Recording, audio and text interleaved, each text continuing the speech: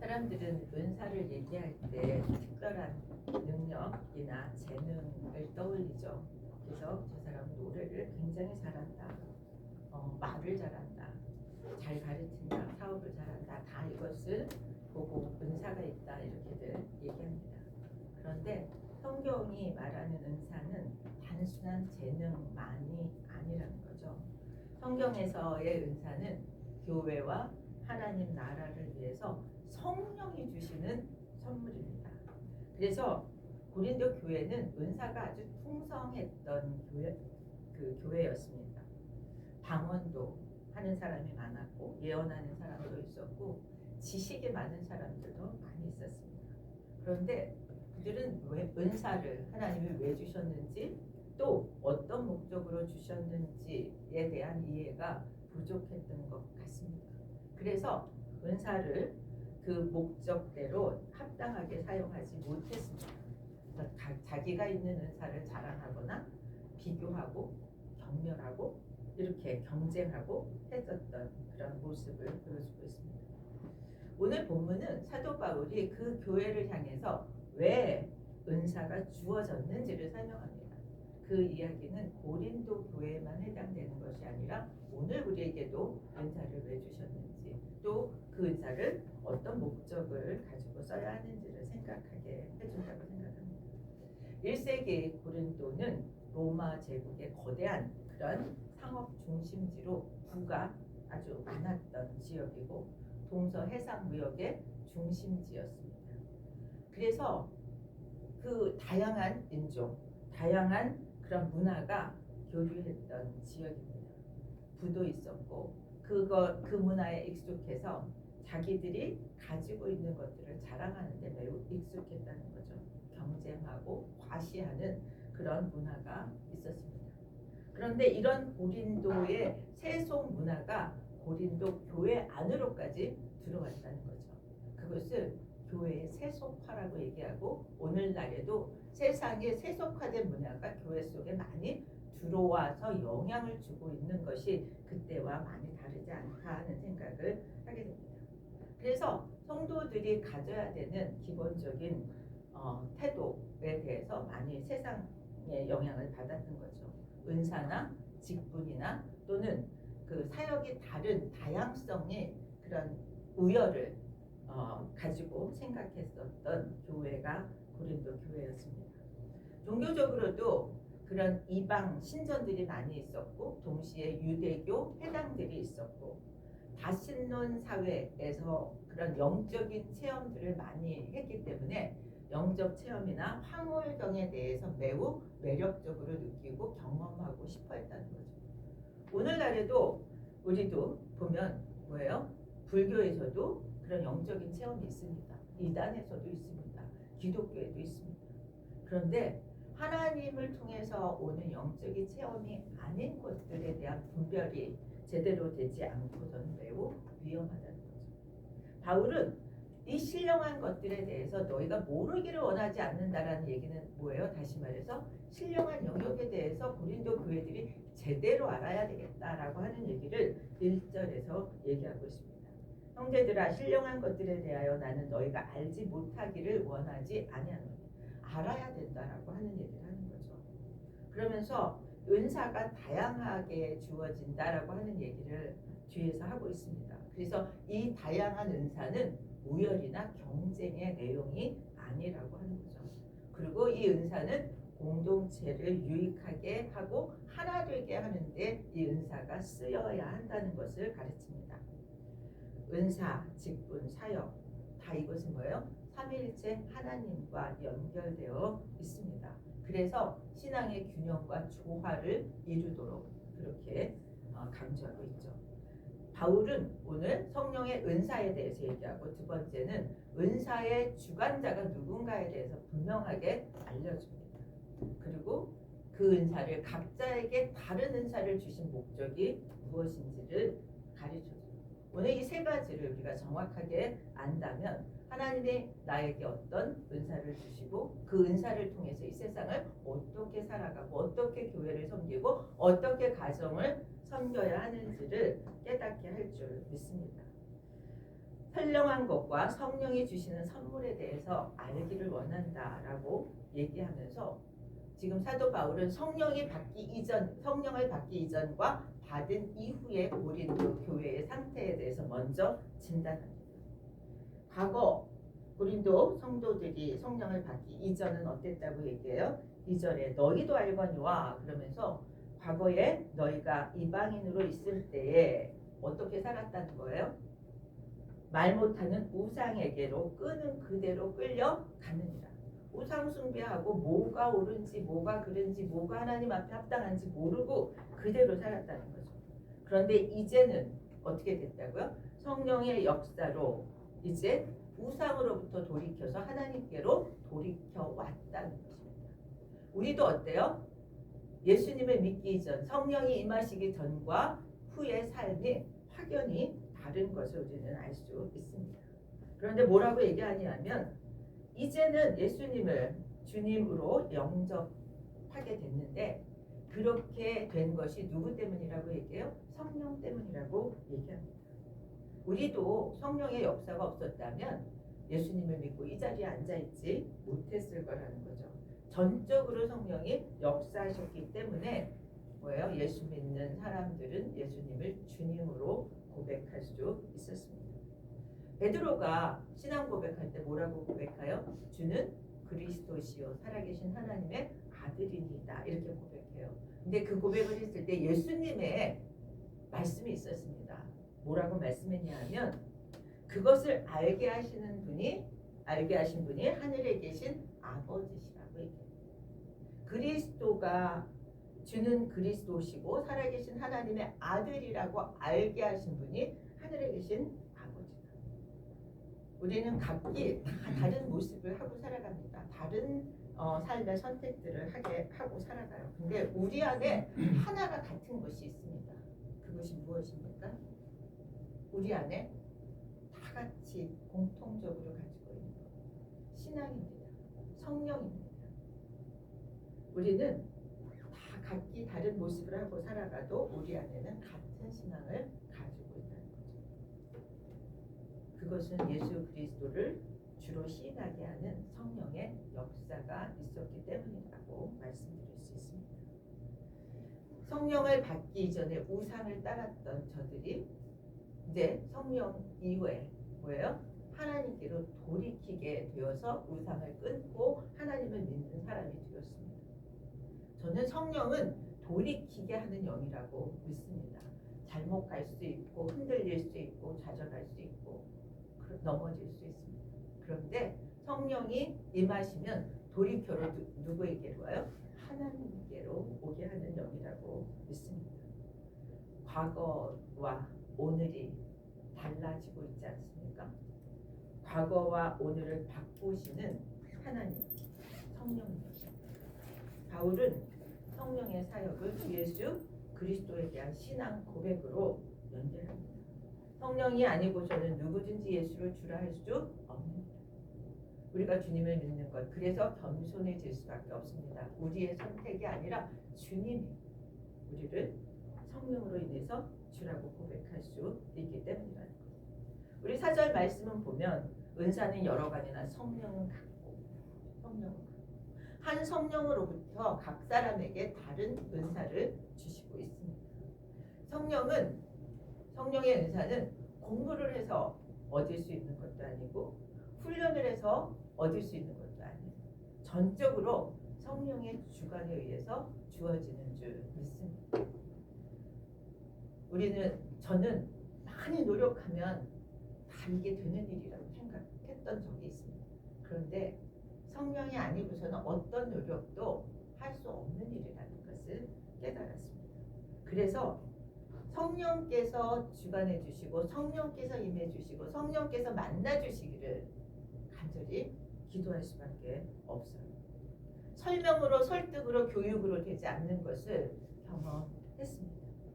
그래서 11절에 뭐라고 얘기해요? 성령께서 주시는 선물이라는 것을 설명합니다. 이 모든 일은 같은 한 성령의 행하사 그의 뜻대로 각 사람에게 나누어 주시는 것입니다. 특별한 사람에게 은사를 주시는 게 아니라는 거예요. 모든 사람에게 하나님의 뜻대로 하나님의 계획대로 주십니다. 그런데 각 사람에게 다른 은사를 각각 주신다. 어떤 사람은 가르치는 은사를, 어떤 사람은 섬기는 은사를, 어떤 사람은 위로하는 은사를, 어떤 사람은 뭐예요? 기도하는 은사를. 또 어떤 사람은 정말 남을 섬기는 일을 기쁘게 하는 은사를 주십니다. 중요한 거는 뭐예요? 모든 은사가 다 아까 기도한 것처럼 다 중요하고 소중하다는 거예요. 우리는 자꾸 세상적인 기준으로 판단하고 저거는 조금 높은 거, 저건 좀 낮은 것. 하나님 앞에서는 그렇지 않다는 것입니다. 그래서 나는 저 사람이 가진 은사가 참 좋아 보이는데, 저 사람은 참 유능하고 정말 세상 사는데 너무 좋아 보이는데 왜 나는 그 은사가 없을까가 그리스도인들은 초점이어서는 안 된다는 거예요. 우리에게 오히려 중요하게 여길 수 있는 생각은 뭐냐 하면 내게 주신 은사가 무엇인지를 알고 그것을 발견하는 것이 더 중요하고 그것의 소중함과 중요성을 깨닫는 것이 중요하다고 생각합니다. 우리는 자꾸 세상적인 기준에 의해서 이거는 좋은 것이고 이건 나쁜 것이고 이건 귀한 것이고 이건 선한 것이라고 구별하는데 하나님 앞에서 그런 거 똑같다는 말씀을 하고 있습니다. 여러분, 은사는 뭐예요? 하나님이 주신 선물이잖아요. 선물을 내가 누구한테 줬는데 그 선물을 어떻게 다루는지에 따라서 나에게 뭐예요? 기쁘기도 하고 섭섭하기도 하지 않습니까? 그렇잖아요. 생일 선물도 받고 졸업 선물도 받고 결혼 선물도 받고 막 그러잖아요. 선물 받은 사람은 어떻게 해야 선물 준 사람을 기쁘게 할 수 있습니까? 네? 선물을 받기만 하고 사용하지 않고 잘 모셔만 두면 기뻐할까요? 저는 선물을 많이 받은 사람이 선물을 계속 집에다 쌓아놓고 있는 사람들 보았습니다. 그래서 다 모아놓고 쓰지 않아서 유통기한 다 지나서 그냥 좋은 비싼 화장품에 못 쓰게 되고 그릇도 유행이 지나버리고 하는 것들을 우리는 하는 거죠. 종종 삶에서. 그런데 하나님이 주신 성령의 은사를 선물이라고 한다면 그 선물을 우리는 어떻게 쓸 때 하나님이 기뻐하시냐는 것이죠. 저는 이것이 우리에게 도전이 되기를 축복합니다. 하나님이 주신 선물인 은사는요, 사용하라고 주신 거예요. 근데 자신이 받은 은사가 뭔지도 모르고 알고도 사용하지 않거나 주신 목적에 틀리게 잘못 쓴다면 하나님은 얼마나 마음이 안타까울까 하는 생각이 듭니다. 우리가 이런 생각을 한다면 우리에게 주신 은사를 어떻게 써야 할지에 대한 답은 명확하게 나온다고 생각합니다. 7절 우리 함께 보겠습니다. 각 사람에게 성령을 나타내심은 유익하게 하려 하십니다. 각 사람에게 다른 은사를 주어서 이 사람의 은사가 무엇이다, 나의 은사가 무엇이다를 알게 하는 것은 목적이 있는데 유익이라는 거예요. 이 유익이 어떤 유익이냐면 the common good, 공익이에요. 공익. 사적인 이익이 아니라 공적인 공동체를 위해서 유익을 하게 하기 위해서 성령을 주셨다라고 하는 거죠. 은사의 목적은 그 은사를 통해서 그 사람이 드러나는 것이 아니라 교회의 유익이 또 공적인 그런 유익이 그를 통해서 나타나져야 한다라고 성경은 얘기합니다. 그래서 한 사람에게 하나님은 모든 은사를 다 주지 않았어요. 어떤 사람에게는 뭐예요? 가르치는 은사를, 어떤 사람에게는 섬기는 은사를, 위로하는 은사를 다 다르게 주었습니다. 가정에서도 다 은사가 다르잖아요. 성품도 다르고 기질도 다르고 네. 서로 상반되는 거가 많아서 상반되다고 불평하죠. 그런데 상반되어서 하나가 되고 건강해지는데 뭐예요? 하나님 유익하기 위해서 서로 다르게 주셨다는 거예요. 눈은 뭐예요? 손이 필요하고 또 손은 발이 필요하고 또 발은 귀가 필요하고 다 각각의 지체가 다 그 서로의 필요를 맞춰서 함께 할 때 온전한 몸이 되고 온전한 몸의 기능을 할 수 있게 되는 거죠. 건강한 사람이 될 수 있다는 거예요. 여기 각 사람에게 각기 다른 성령의 은사가 나타나게 했다는 것은 뭐예요? 저는 이걸 통해서 우리가 얼마나 건강해질 수 있는가, 그 각 사람에게 다른 은사를 제대로 쓸 때 그 공동체는 가정이든 교회든 내가 속한 직장이든 다 뭐예요? 건강한 공동체가 되어질 수 있다고 생각합니다. 우리는 아까도 좋은 집사님이랑 제가 짜지 않았어요. 그런데 기도 가운데 다른 것을 보고 다른 사람들의 것을 보고 욕심내지 않고 경쟁하지 않고, 우리가 누군가 나보다 더 잘하거나 더 많이 갖거나 하는 것에 욕심이 나기도 하고 질투가 나기도 한다는 거죠. 이게 인간의 본성이에요. 그런데 오늘 서로의 부족을 채워서 각기 다른 은사로 그렇게 채워가는 공동체는 나보다 나은 것을 가진 사람이 있다는 것이 얼마나 내게도 복이 되는지 하는 것을 우리가 깨닫는다면 우리는 굉장히 행복한 삶을 살 수 있을 거라는 생각을 합니다. 왜냐하면 나보다 더 좋은 것을 가지고 있는 사람이 나의 부족한 것을 채울 것이고, 또 내가 가지고 있는 좋은 것들을 통해서 다른 사람의 그 연약한 부분을 채워가게 될 때, 우리 가정만 생각해도 그렇지 않습니까? 가정에서 취약한 사람들에게 내가 해줄 수 있는 그 어떤 것을 해주고, 또 내가 못하는 그 다른 어떤 것을 상대방이 해주게 된다면 그것이 부부가 됐든 자녀가 됐든 얼마나 뭐예요? 건강하게 회복되어질 수 있는지 하는 생각을 하게 됩니다.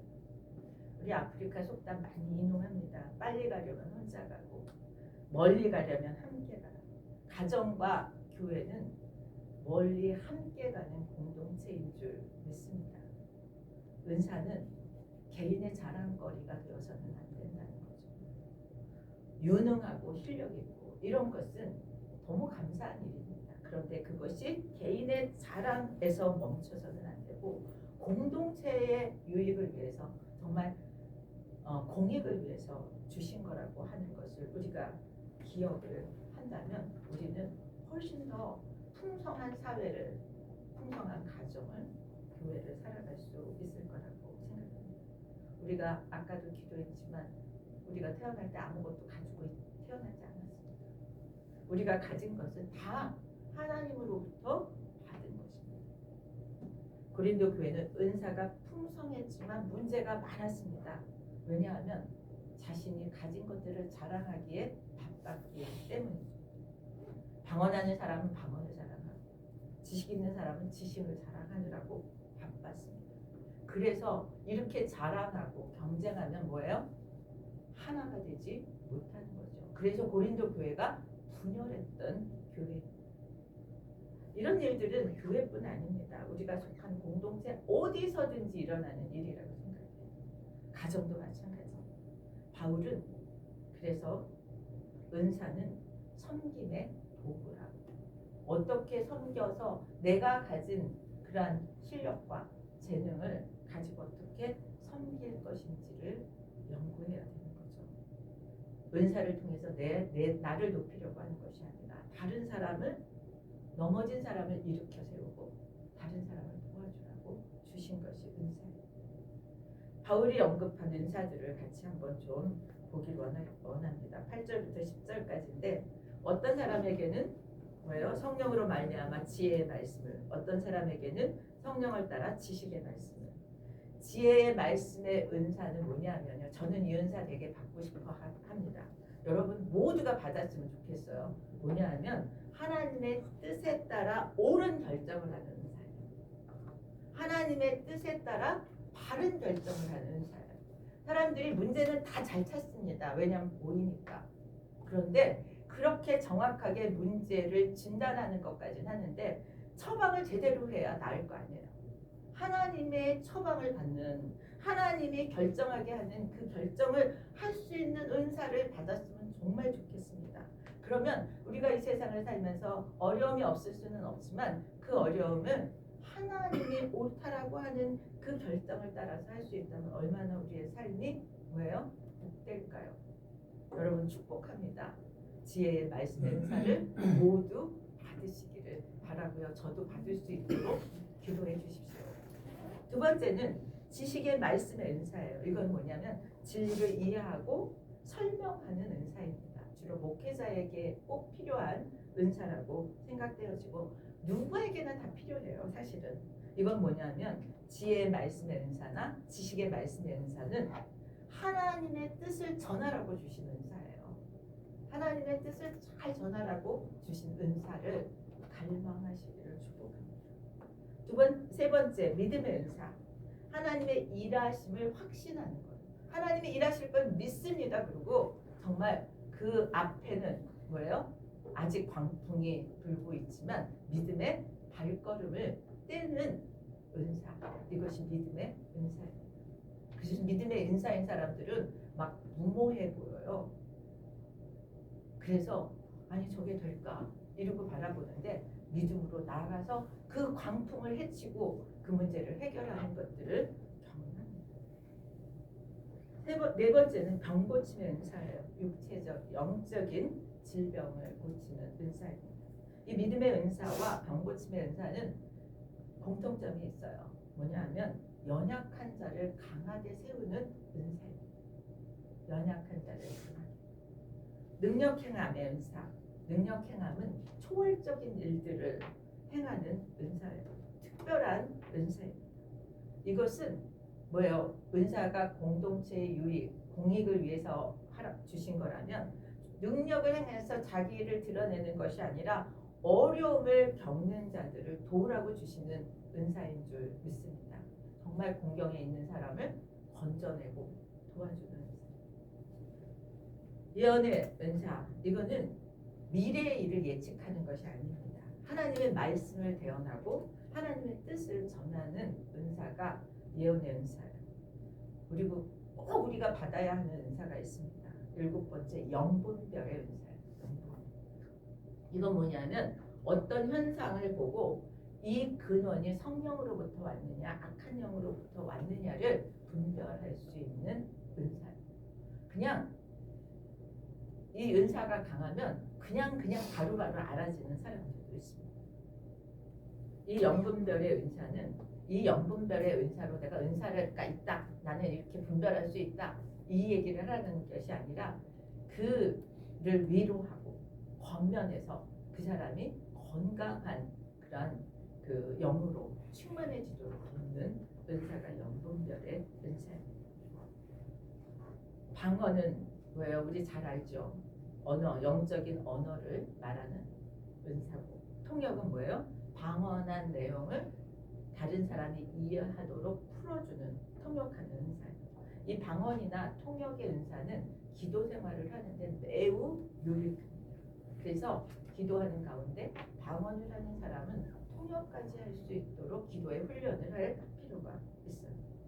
여러분, 은사는 하나님의 선물입니다. 은사는 뭐예요? 사랑으로 섬기라고 주신 줄 믿습니다. 은사의 주관자는 성령이십니다. 그래서 자랑할 수 없는 거예요. 은사의 목적은 유익입니다. 공동체를 유익하게 하고 내가 속한 공동체가 나의 은사로 말미암아 더 좋아지게 만드는데 쓰임 받아야 할 줄 믿습니다. 은사는 가장 그 공동체에 필요한 사람에게 필요한 은사를 주신다고 믿으시길 축복합니다. 가정에서도 내가 어떤 역할을 하도록 주어지고 그 일을 잘할 수 있다면 그것은 하나님이 내게 적합하기 때문에 그 일을 맡기신 것인 줄 믿으시기 바랍니다.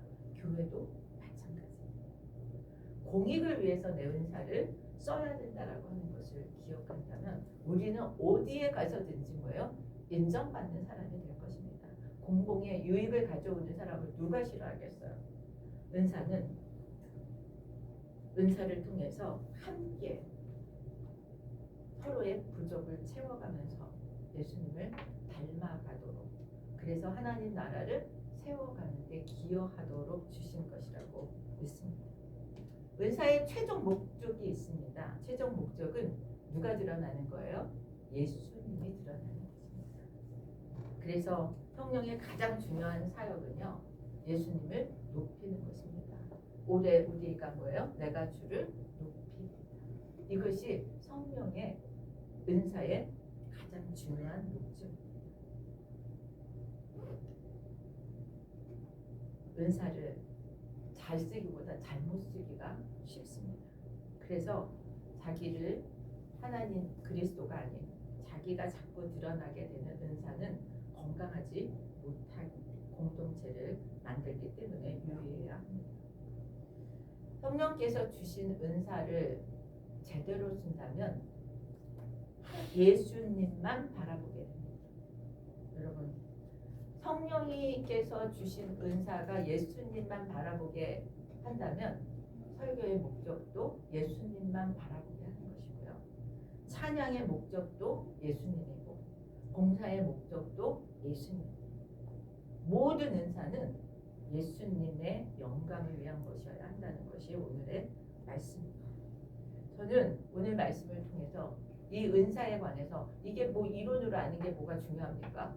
실제로 나는 은사에 대해서 어떤 위치에 있고 어떤 게 사용하고 있는지 질문을 좀 우리 각자 마음속으로 하면서 점검했으면 좋겠습니다. 나는 하나님께 받은 은사가 뭔지 아는가? 하나님은 뭐라 그랬어요? 오늘 바울은 모든 사람에게 은사를 주신다고 그랬어요. 그래서 나는 은사가 없어 라는 사람은 틀린 말을 하는 것입니다. 단지 뭐예요? 내가 나의 은사를 정확하게 찾지 못한 거예요. 그리고 긴가민가 한 거예요. 여러분 잘 생각해 보십시오. 내가 뭐를 할 때 잘하고 뭐를 할 때 기쁘고 뭐를 할 때 열매가 있는지. 그러면 내 은사가 뭔지 제가 다음 주에 여쭤볼 거예요. 찾으셨는지.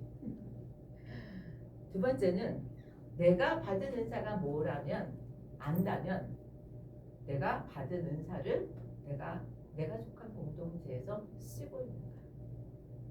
아까 그랬잖아요. 선물을 받아서 잘 써야 선물 주신 분이 기쁘다고.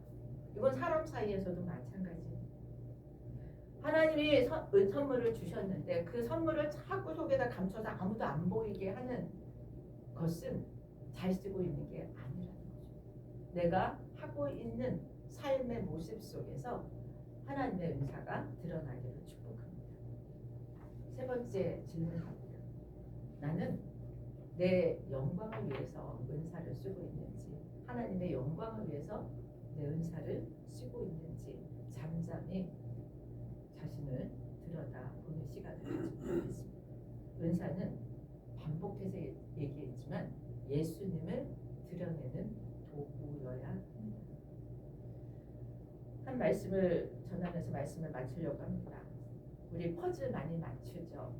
퍼즐 많이 맞출 때 퍼즐 한 조각은 별 의미가 없습니다. 그런데 그 퍼즐 한 조각이 마지막에 제자리에 제대로 놓일 때는 뭐예요? 완성된 아름다운 그림을 볼 수 있게 되죠. 우리도 마찬가지입니다. 퍼즐의 한 조각입니다. 우리 각 사람에게 다른 은사를 주셔서 내게 주신 그 은사를 제대로 쓰게 될 때 내가 속한 공동체의 그림이 아름답게 맞춰질 줄 믿습니다. 교회는 물론이고 우리를 하나님이 주신 가정과 직장과 사회에서 하나님이 주신 은사로 하나님 나라를 우리가 이뤄가는데 쓰임받기를 축복합니다. 중요한 것은 얼마나 대단하냐 얼마나 크냐의 문제가 아니라 하나님이 맡기신 자리에서 얼마나 충성되었느냐를 물으실 거라고 생각합니다. 퍼즐 한 조각 같은 우리 자신이라고 한다면 우리가 가진 그 은사로 그림을 완성하는데 쓰임받기를 예수 그리스도 이름으로 축원드립니다. 우리 다 같이 일어나셔서 185장